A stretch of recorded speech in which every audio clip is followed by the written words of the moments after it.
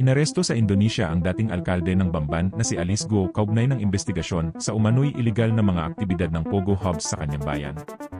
Ayon sa opisyal mula sa Presidential Anti-Organized Crime Commission, nahuli si Alice ng mga otoridad ng lungsod ng Tangerang noong September 4 bandang 1:30 ng madaling araw, kasalukuyan na siyang nasa kanilang kustodiya. Kinumpirma rin ni Senator Win Gatchalian ang pagkakaaresto ni Alice Go sa isang tweet.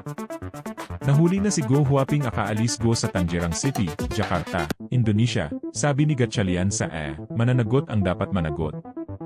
Sa isang post sa Facebook, ibinahagi rin ni Senrisa Hontiveros ang balita. Ako po ay nagpapasalamat sa lahat ng gumawa ng paraan para siya maaresto. Terima kasih sa ating mga kaibigan sa Indonesia, sabi niya. Inaasahan ng senadora ang pagdalo ni Alice sa mga pagdinig sa Senado sa lalong madaling panahon.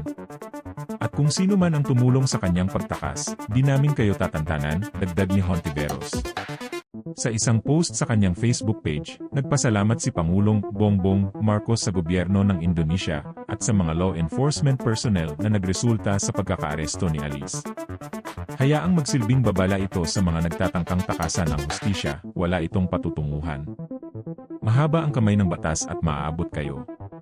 Patuloy ang gobyernong ito sa tungkulin nitong ipatupad ang rule of law, sabi niya.